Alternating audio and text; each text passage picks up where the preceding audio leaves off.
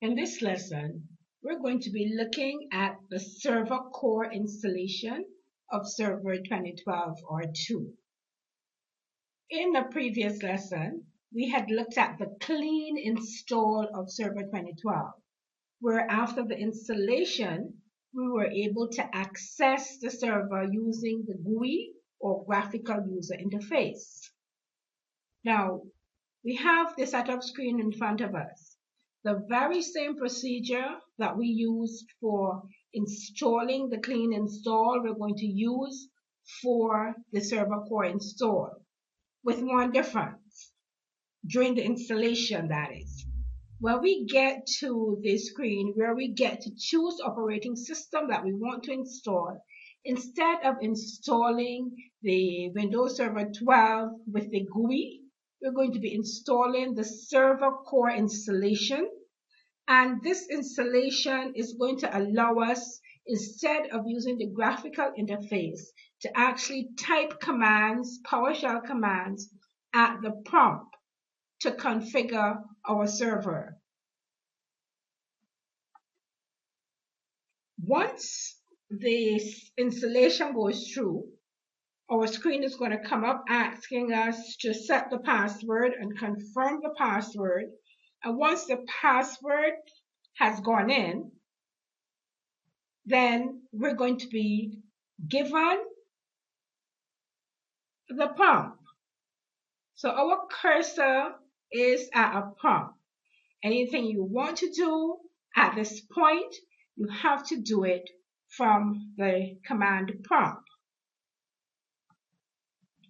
Now, you might ask yourself, why would someone actually want to use server core? Why would you want to configure your server using PowerShell commands? Well, there are some benefits of using server core. One of the benefits that I can think of is that you have a minimum number of applications installed, so it reduces the management effort. In Server 2012 R2, at the installation, we have all the features, all the roles, services installed. If you're going to be using server core, then some of the features that were installed with server GUI will not be installed with server core. Therefore, we have a minimum number of applications to manage or to deal with. You don't have, the second point here is minimal maintenance. Now, you're not going to have to maintain so many things on your system because server core will give you the basic systems, and it reduces your time, the amount of time that you would need to perform your server duties in a normal server administration, meaning the normal server installation. Now, the server core requires only 1 gig of the space to install and 2 gigs free space for operation. So this is much less than your server, your normal server with the GUI. Also, many people like server core because of the security. Server 2012 with the GUI, to me, has the ability to be attacked more so than server core. So server core is less vulnerable to attacks because you're going to have to know to code. You will have to know to program, to write in PowerShell, whereas with the GUI, if you want to attack the GUI, you simply use it from your normal click this, open that, using the graphical user interface. The prerequisites for the server core are very basic. We just need the same things that we needed when we were installing Server 2012. The hardware is the same. You have to have your product key. If you don't have a volume license, you have to have the installation media. Again, what is going to happen at the end of the installation, instead of being presented with GUI, you're going to be presented with a prompt. Now, let's take a look here at our server. On this particular server, we have Server Core installed. In 2008 and 2000 server, if you had a system with Server Core installed and you wanted to change that installation from Core to GUI, you had to uninstall your operating system and then reinstall that. With Server 2012, there's a difference. You now have the ability to convert between the Server Core and the full installation as needed. Maybe install Server Core. For some reason, you now want to change to the full installation with the GUI. Server 2012, Server 2012 R2 gives you the ability to do that. All you need to do is at your prompt, at your Server Core prompt, you want to run the command install Windows Feature Server GUI Management Infrastructure Server GUI Shell. These are two commands or two tools that you can find on your server if you were adding the server role using the GUI. These are two tools that you will need to add in order to get the full installation. So what we're really saying here is if we have a Server Core installation, all we need to do is at the command prompt, install these two features, the server shell and the management infrastructure, and you will need a restart. The computer will need to restart. If I wanted to take the server back then from the full installation to back to the Server Core, the command that I would want to use at the PowerShell prompt is to uninstall. We're going to uninstall those same features that we installed. Notice here that to uninstall, I only need the Server GUI Management Infrastructure, and restart that takes care of the other feature. Now here you can see this is the console if you were using the GUI where you can add or remove roles.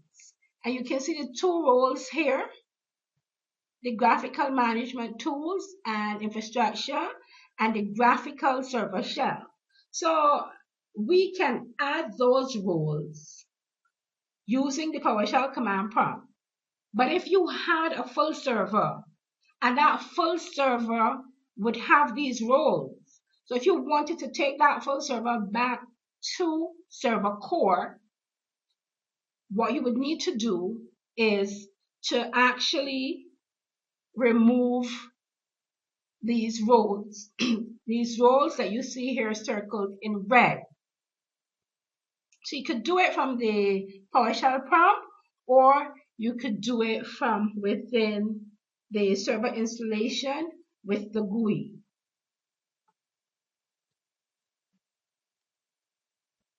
Let's take a look at configuring the Server Core. Now, you might be a PowerShell guru. You might be a person who loves to code. But there are some people that don't like to code. And Server 2012 has given us a tool. That tool is called sconfig. And that tool allows us to select options to configure the Server Core instead of typing the raw code. In order to use this sconfig command, you have to be a member of the administrators group. And also, this command is available with the GUI mode, the GUI mode, and it's also available in the minimal server interface mode. Now, what do I mean by minimal server interface mode?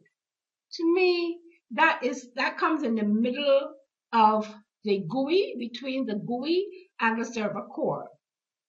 Now, there's some people that might not want to use the full server role with the GUI with all of the roles, but yet still they don't want to use the full server core because they don't like typing in commands. Well, the answer to that is the minimal server interface. To get the minimal server interface, that doesn't come by default when you install Server 2012. To get that minimal server interface, you're going to have to remove one of these roles. Here you have the graphical management tools and the server graphical shell, which will then give you the minimal interface. When you configure that minimal interface, this is what's going to happen. Remember, we start at the GUI, which is the full installation. If you remove the graphical shell interface in the tools menu, what you're going to be doing is removing the desktop, the start screen, Windows Explorer, Windows Internet Explorer. What are you going to get? You're going to get Server Manager, the MMC console snapping, and some of the items in Control Panel. Again, why do I want to use the minimal server interface? Well, if I want to reduce the footprint of my installation, meaning that I don't want my installation to take up so much space, but yet still, I prefer not to be restricted to the command line-based management, then one of my options would be to use the minimal server interface. Now, what we want to do here is to actually get out to that command prompt and type sconfig and see what we get.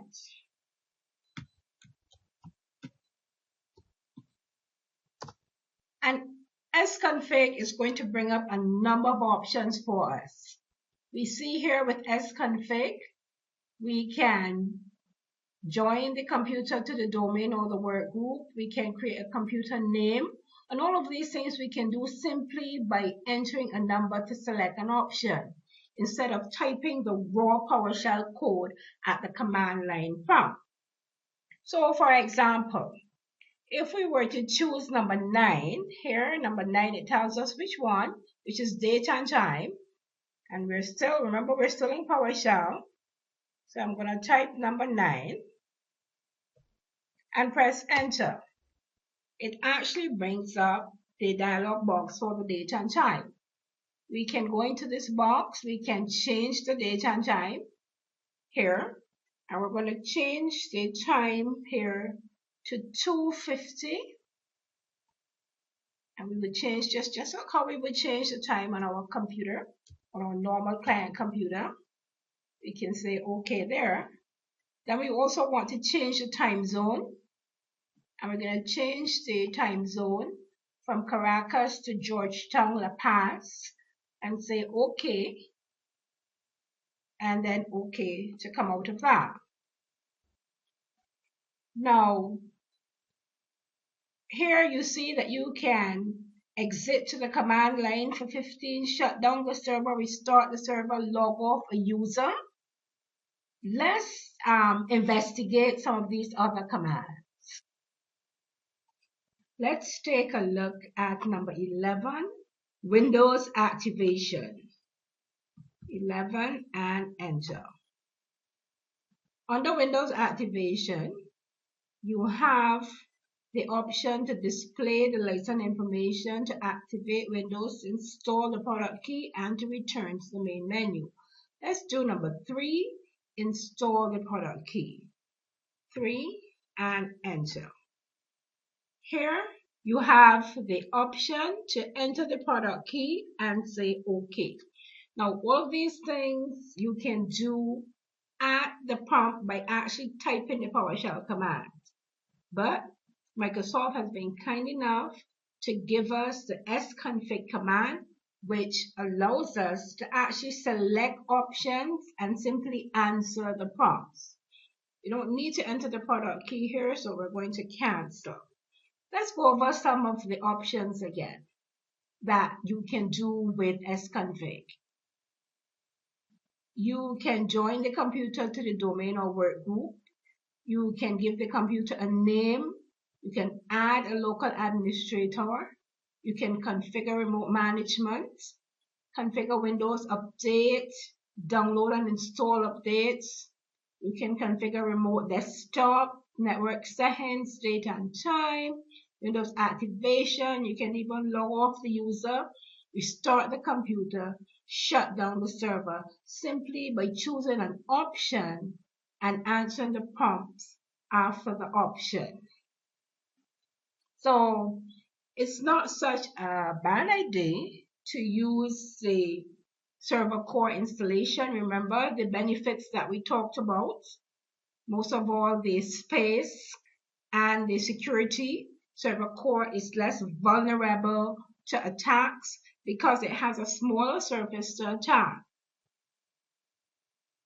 A lot of people are comfortable with the GUI, and if you're comfortable with the GUI, that's okay. But there are some circumstances where you will need to use server core, and also for your exam, you will need to know that you can indeed use server core, the benefits of server core, and you will definitely need to know that you can use the sconfig command with a minimal server interface. Remember, that would be the full installation minus the shell, the server shell, so you can remove the server shell. Remember again that you have the full installation. You do not get the minimal interface by default. To get that minimal interface so you can use the sconfig command, you will need to remove the server shell, which then gives you less tools to work with, but a smaller interface, and it also allows you to use sconfig. You can also use sconfig with the full installation of Server 2012 or Server 2012 R2. That is the end of this lesson. Thank you for listening.